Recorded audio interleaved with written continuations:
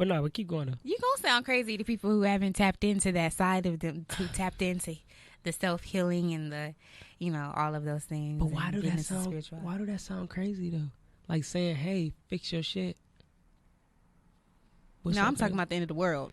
I mean, that shit's different. Of course. that sound crazy. That always gonna sound crazy, for sure.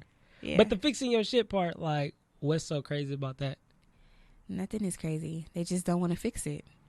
People don't want to come into terms as to what their problems are.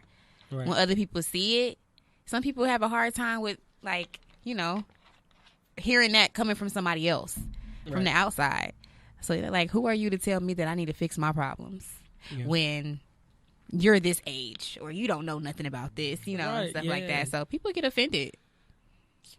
Offended because you need to fix your shit. They get offended, and then you crazy, and then it's like, okay, well, you still need to fix your shit. But do you are you actively trying to get people to fix their problems, like trying to figure out different ways that they can fix their problems, or are you just like, okay, well, you don't want to fix it, so I'm gonna just leave it alone, and I'm gonna just pick up where you left off and just build, my legacy and all of that? Well, it's more of a mixture of both. Okay.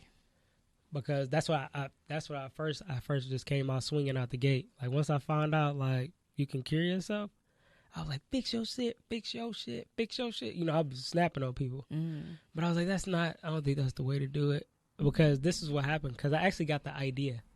I was like, how can I trick my family into fixing their shit? Because now, like, if they not just going to talk to me directly, now I got to scheme their ass. So I was like, damn, how can I scheme their ass? I was like, well, this is the thing. I was getting ready to come back for Christmas. Last Christmas, 2019. It was like a week before I was getting ready to fly back home. And I knew my whole family was going to be there for like a little Christmas gathering, right? So I was like, yo, I can just like put on a show. Or no, I was like, no, I could throw like a game, like a who am I game. And I just I go up there and I talk about like what happened to me and what I've been through. And I was like, and then hopefully that'll get other people to talk about what they've been through. Right. But I was like, it's probably going to explode because I'm gonna say some wild shit. I'm snatching these skeletons out the closet. Okay. So that was my game plan first. But I was going with that. I was going with that real heavy. I was like, yeah, that's going to work. But I was like, I don't think it's going to work. Because as soon as I get to talking about something that happened to somebody, they're going to be like, yo, he got to go. Game over. You know what I'm saying? Yeah. So I was telling my stepdad, I was kind of picking his brain, like, man, I just wish people would listen to me. And he was like, look, man, he was like, when you out there doing your thing, he was like, when bad people doing their thing, evil people, they don't like make you do the evil stuff. He's like, they dress it up, they make it look real sexy, and they tempt you and they draw you in, then you get caught. They deceive you. And I was like, bro, you might be the smartest man ever, dog. I was like, because he didn't even know what I was thinking about. He just thought I was just asking, like, Dad, help me out. But he didn't know I was about to cook their ass, him included. So this is why the cook had to go down. So it was going to be my grandma's side and my grandma's sister's side. So my grandma's sister's side, they've like mostly like sexually abused like my grandma's kids. You know what I'm saying? These cousins and these other cousins, right? So it's a lot of beef between both sides of the family, like spiritual beef. But everybody, like, that happened as kids, whoop-de-whoop, it's whatever. Right. So on the surface, everybody cool. But me, I'm spiritual now. I'm all about the spiritual beef. I'm like, no, you think we about to be here for Christmas and y'all just about to have a jolly good ass time? I said, what? I'm about to air this bitch out. So that's why I got the idea from my stepdad. I was like, I'm going to put on an act. I was like, I'm in acting school. This is like, it just sold itself. It was like, bro, I'm in film school for acting. And I was like, I'm going to just tell them, hey, everybody gather around. I'm about to do an act. And then they can't do shit. So the reason behind it was when you tell somebody, hey, it's just an act, or hey, I was just playing, hey, I was just joking, their defenses go down. So I knew when I said, like, hey, it's just an act, they would immediately drop their defenses because they're not thinking about, none of that childhood abuse or molestation or domestic abuse or nothing like that. They like, man, it's Christmas. You know what I'm saying? Like, Jay want to put on an act, you know, ain't seen him in a few years. Whatever, man. This should be good. Grab a popcorn and drink. Right. So that's what I did. But I was like, all right, I'm going to have an act. And I was like, hold on, wait. I was like, but how do I make them feel me? And I was like, I was dropping a poetry book at the time because I dropped it on Christmas. And I wrote this poem called Reprogram. And it's to, like, reprogram, like, you spiritually. So, like, once I read the poem to you, like, you're going to see the world through my eyes. Like, the way I see it, you're going to feel what I feel. And if you're not handling it the way I handle it, then, like, bro, you're going to be in a situation, you know? So, you want me to read the poem to you? Of course. Look, now I'm all like... Now you all in. Oh, in at 7-Eleven? Oh, must be my time.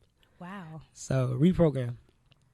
To flip the switch, you must click a button to ignite a jolt that will spark a fire that will burn the woods of wisdom buried in the chimney of this castle of infinite knowledge, to knowing that you are more God than you realize. Dark has made you believe the only God resides above but not within. In me there is sin. Without sin, how could we ever win? How could we ever be everywhere in places that we only seek or lack to? Two minds combine, perfect a design to unleash the divine vines to sprout out of the ground of what you deem is really a sound mind. Just reprogrammed you.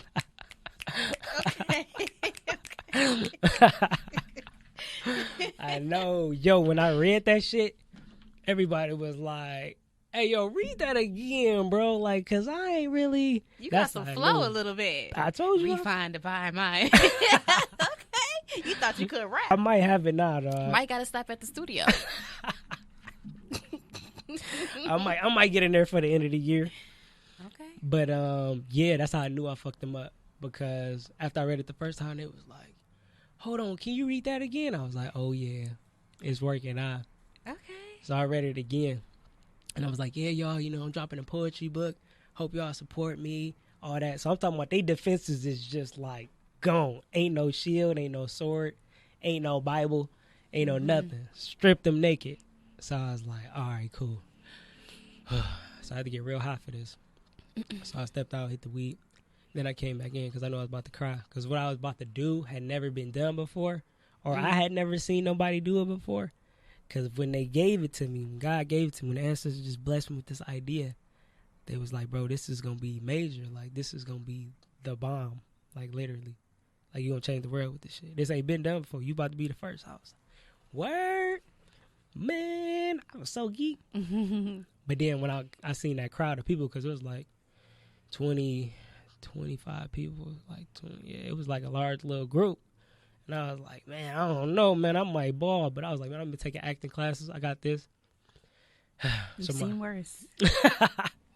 So the plan was to just go up there. I wasn't going to point out anything specific.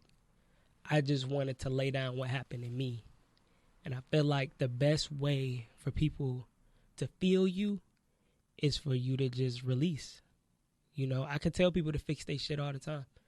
But it's easier for me to just show you, like, hey, I'm fucked up too.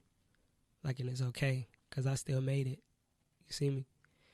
So that's what I had to do. But first, before I do that, I have to strip their defenses even more. So I was like, look, everybody in the room, I just want you to be your name. Like what does that mean? Like, be your name. Like, be Brianna. Don't be, you know, Brianna, daughter of so-and-so, or granddaughter of so-and-so, or sister to so-and-so. Like, just be Brianna. Like, just be you. Because some of us, we put ourselves in the mind state where we're just like, oh, I'm a good mom, or I'm a good husband, or I'm a good wife. Like, but what about yourself? You know, like, do you ever get any self-care, any self-love, like, any self-respect? Or are you just so-and-so's mom? You get what I mean? Right. So I hit them with that shit. And then I was like, all right, I want everybody to pick an age in their head to where they were the most happy. So you can think about your age. Look, I'm thinking about it right now. Wow. Because usually you're going to pick an age where, like, before, like, the world just kind of crashed on you with your shit. Yeah. Or it's going to be like today. Like, you're like, you know what? Right now, I'm the happiest I've ever been. Man, I have my age in my head. You got your age in your head? All right, cool. So, man, I was like, all right, bet. So I went up there and I was like, well, the age I picked was 28, which is the age that I am now. Mm. And I was like, and this is the happiest I've ever been. I was like, but the only reason I'm as happy as I am is based on the things that I've been through. I was like, it wasn't for what I went through, I wouldn't be this happy. Mm. And I was like, so I faced every kind of abuse you can imagine. It's like physical abuse, emotional, verbal, physical, sexual. And I was like, and I've done those things to other people. And I was like, some of y'all are in this room. And I was like, for that, I do apologize, but I don't have no regrets about it.